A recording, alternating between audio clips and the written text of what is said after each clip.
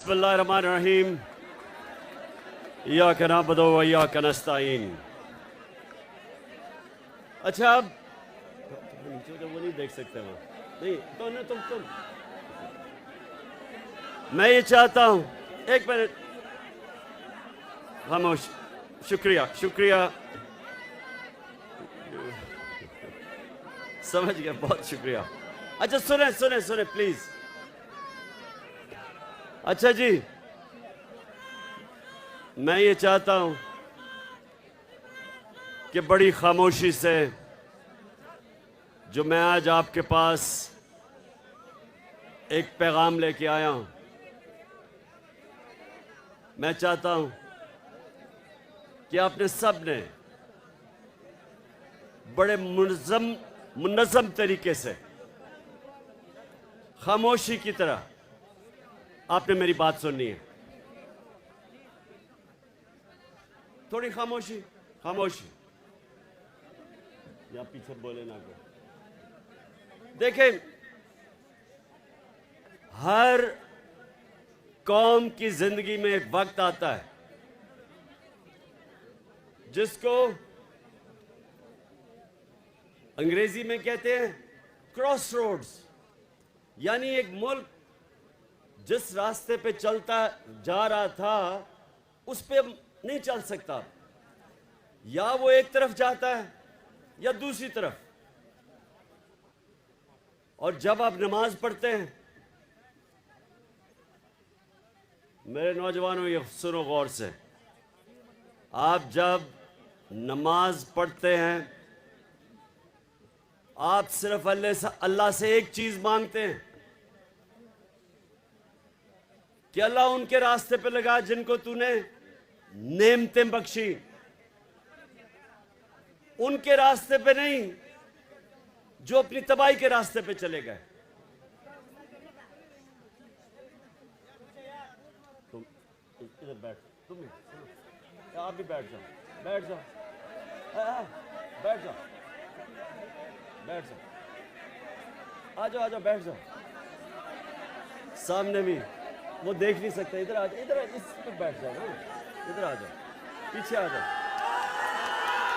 हाँ उधर, ओहो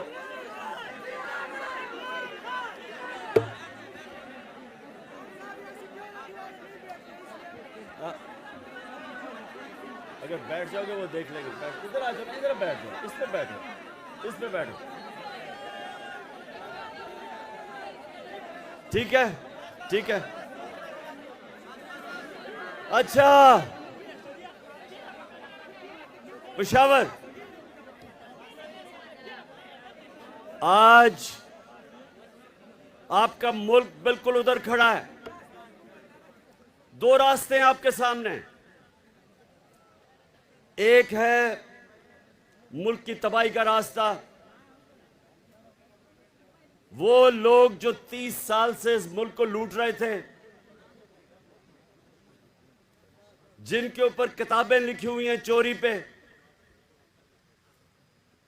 इनके ऊपर डॉक्यूमेंट्री, बीबीसी की डॉक्यूमेंट्री बनी हुई है इनकी चोरी के ऊपर। ये जरदारी खानदान और नवाज शरीफ खानदान, ये 30 साल से चोरी कर रहे हैं। मैं जब 26 साल पहले पॉलिटिक्स में आया तो मैंने अपनी आपकी जो आज पार्टी है उसका नाम रखा इंसाफ की तहरीक, क्योंकि जब माशरे में इंसाफ होता है तो चोरी खत्म हो जाती है। करप्शन उस माशरे में होती है जिधर इंसाफ नहीं होता, जिधर कानून की हुक्मरानी नहीं होती। तो जब मैं आया था पॉलिटिक्स में, मैं इन दोनों खानदान को जाती तौर पे जानता था। मेरी इनसे कोई जाती लड़ाई नहीं थी, मेरी इनसे सिर्फ एक लड़ाई थी कि ये करप्शन का मतलब होता है मुल्क का पैसा चोरी करना। चोरी होती है जब किसी के घर में चोरी हो, तो ये मुल्क का पैसा चोरी जब करते हैं करप्शन, वो मुल्क को तबाह कर देती है।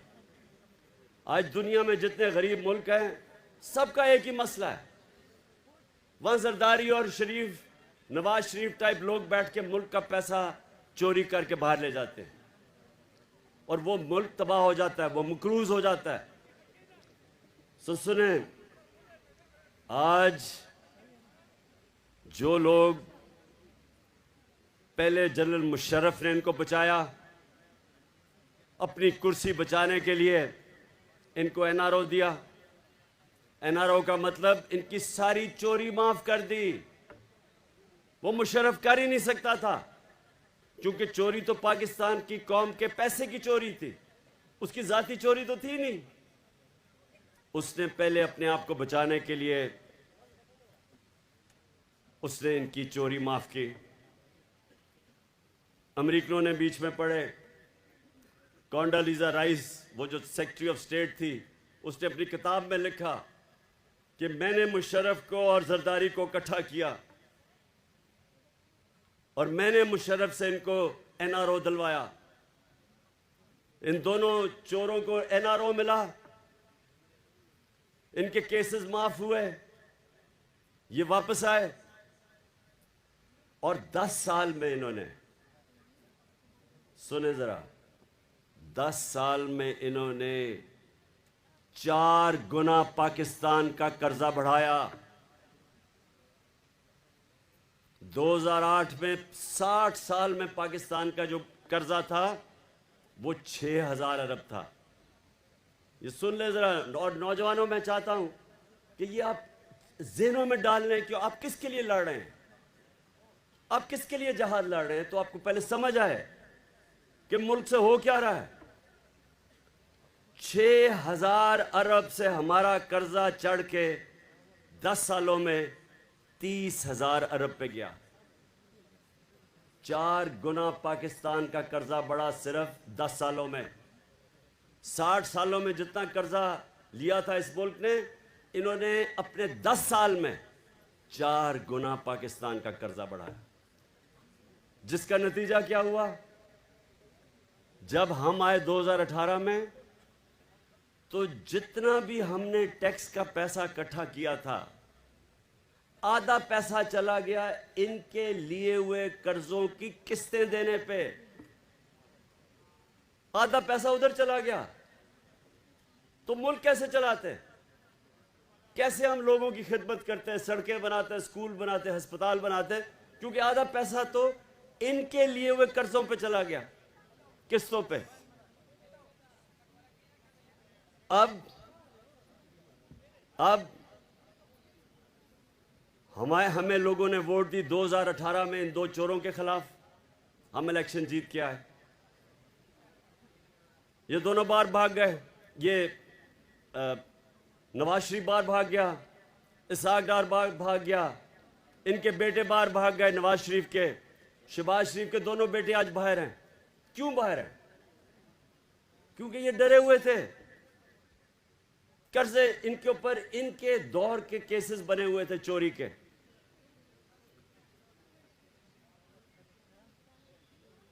जब ये बाहर चले गए, वहां बैठ के इन्होंने साजिश शुरू की पाकिस्तान के दुश्मनों से, जो चाहते नहीं थे कि इमरान खान इक़्तिदार में रहे, क्योंकि इमरान खान एक आज़ाद फॉरेन पॉलिसी बना रहा था। वो किसी के सामने झुकने के लिए तैयार नहीं था।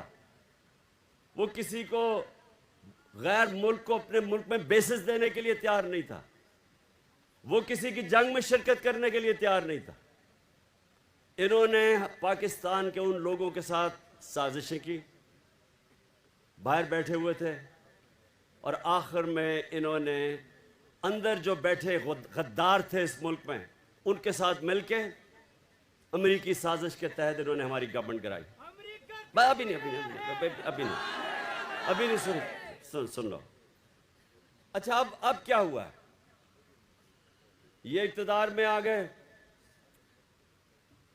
20-25 करोड़ रुपए इन्होंने हमारे लोगों को दिए चोरी के पैसे से, और गवर्नमेंट गिरा दी। अब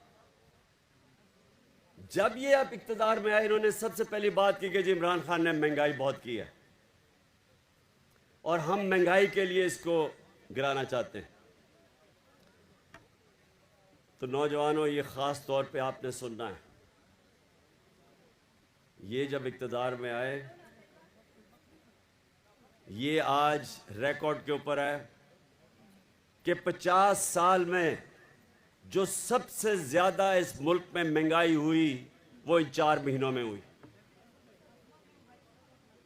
एक चीज़ कहते हैं सेंसिटिव प्राइस इंडेक्स, मतलब ये जो आम आदमी के लिए जो कीमतें जो आम आदमी को सबसे तकलीफ देती है, मसलन आटा है, बिजली है, ये जो चीज़ें जो सबसे ज़्यादा आम आदमी की ज़िंदगी में मुश्किलात पैदा करती है, कहते हैं सेंसिटिव प्राइस इंडेक्स, SPI।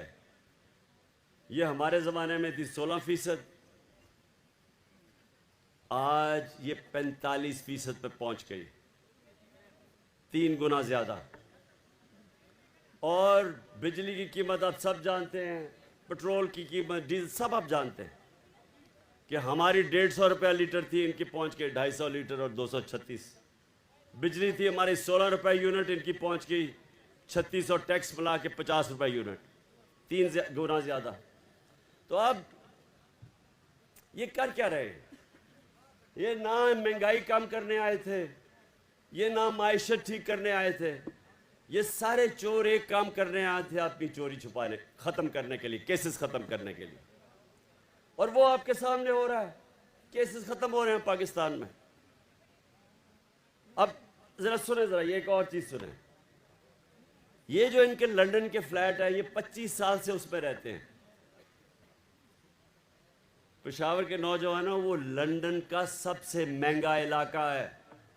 मैं लंदन जानता हूँ, बरतानिया का प्राइम मिनिस्टर उस इलाके में नहीं रहता जिधर इन्होंने महंगे तरीन इलाके में फ्लैट लिए। 25 साल से रह रहे हैं उधर, मुलाकातें उधर होती हैं। उसने, हुसैन शरीफ ने कह दिया हमारे फ्लैट हैं, नवाज शरीफ ने असेंबली में कह दिया हमारे फ्लैट हैं। और आप जानते हैं कि वो मरियम की अदालत में क्या कहा गया? उसने कहा, उसने नैब से पूछा, अच्छा आप नैब पे अपना आदमी बिठा दिया है, नैब का हेड इनका अपना आदमी बिठा दिया है, तो फिक्स हो गया मैच। उसने कहा कि नैब साबित करे कि क्या इनके फ्लैट है या नहीं है। यानी ये 25 साल से जिन घरों में रह रहे हैं वो तस्लीम करते हैं हमारे हैं, लेकिन वो प्रोसिक्यूटर कहता अब नैब बताए कि इनके हैं या नहीं। ये ऐसा कभी मुल्क में मजाक हुआ है? ये ऐसे है कि एक आदमी वो चोरी कर ले कुछ और उसके घर से बरामद हो जी कोई गाड़ी चोरी करके ले जाए और घर से पकड़ी जाए, और वो किसी और के नाम पे, अपने नाम पे ना रखे, वो गाड़ी कंपनी के नाम पे रख दे, तो जज कहे जी हाँ तुम्हारे घर में तो बरामद हुई है गाड़ी, लेकिन साबित करो कि ये जो जिसके नाम पे है वो वाकई इन्होंने चोरी करके अपने, यानी वाकई चोरी की। ये ऐसा हुआ है, ऐसा मजाक कभी इस मुल्क से नहीं हुआ। सारे केसेस माफ हो रहे हैं। इसहाक डार जब बाहर गया तो वो क्यों बाहर गया? ये जरा क्यों मुल्क से छोड़ के बाहर गया था 2017 में? क्या हुआ? सुने क्या किया इसने? 2012 में इसके असासे थे 60 लाख, 70 लाख असासे थे इसहाक डार के 2012 में। नैब ने उसे बुलाया 2017 में, उन्होंने कहा ये तुम्हारे अब 90 करोड़ कैसे असासे बन गए? आपने कौन सा काम किया कि आपके 80 लाख से 90 करोड़ पे असासे चढ़े गए? जैसे उसे सवाल पूछा वो जहाज पे चढ़ के मुल्क से बाहर भाग गया। अब वो उसको वापस ले आए हैं, अब नवाज शरीफ वापस आएगा और वो करेंगे क्या कि वो इस मुल्क के अंदर अपना, उन्होंने इलेक्शन कमीशन बैठाया हुआ है जो कि बददियानतदार आदमी है, इनके घर का नौकर है। इसने पहले पूरी धांधली बाई इलेक्शन में की, उसके बावजूद हम जीते पंजाब में। अब इनकी कोशिश ये है कि ये यहाँ ऊपर बैठे, तहरीक इंसाफ के खिलाफ केसेस करें, इमरान खान को किसी तरह डिस्क्वालीफाई करें या किसी तरह उसको जेल में डालें। केसेस को तो 24 FIR काट दिए इन्होंने मेरे ऊपर, वो कोई फर्क नहीं पड़ता, लेकिन एक ओ ना ओए हो ना, बस बस बस ना बस अभी नहीं, अभी मैंने आपसे सवाल पूछने हैं, आपकी कोई भी आपके सवाल हो। अच्छा सुन ले जरा, पहले मैं यहाँ पर आपको कहने की क्या कोशिश कर रहा हूं, ये जो अब वक्त है ये सियासत का वक्त अब नहीं है, ये अपनी मुल्क की हकीकी आजादी की जहाद का वक्त है। ये जो अब मैं आपकी तैयारी करवा रहा हूं, ये जो आपकी तैयारी है, ये अपने मुल्क के मुस्तकबिल को बचाने की तैयारी है। ये आप अपने बच्चों की जंग लड़ रहे हैं उनके मुस्तकबिल के लिए। मैं आखिर में जब आपके सवाल हो जाएंगे उसके बाद मैं आपसे एक हल्फ लूंगा जाने से पहले। सब ने आपने मेरे साथ हल्फ लेना है जब मैं खत्म करूंगा।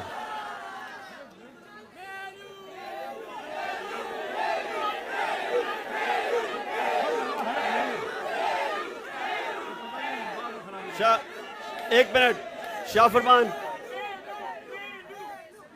एक मिनट आप सारे पहले हल्फ के लिए तैयार हो जाएं। शाह फरमान पढ़ोगे? अभी मेनू नहीं, अभी नहीं, आप हल्फ पढ़े साथ साथ बिस्मिल्लाहिर्रहमानिर्रहीम। हम अल्लाह को हाजिर और नाजिर जानकर हल्फ उठाते हैं कि पाकिस्तान की आईन की पासदारी करेंगे और इसकी हिफाजत करेंगे, और ये कि हम हकीकी आज़ादी तहरीक को जहाद समझकर इसमें हिस्सा लेंगे और हर किस्म की कुर्बानी देंगे। अल्लाह हमारा हामी और नासिर हो।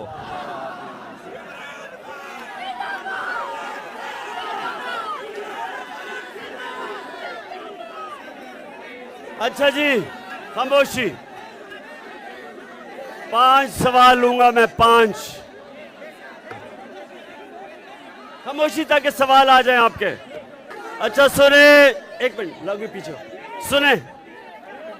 इंशाअल्लाह आज से आपकी तैयारी होगी और मैं कभी भी 5-6 दिन के बाद मैं कभी भी आपको कॉल दूंगा और आपने सबने तैयार होना है इंशाअल्लाह।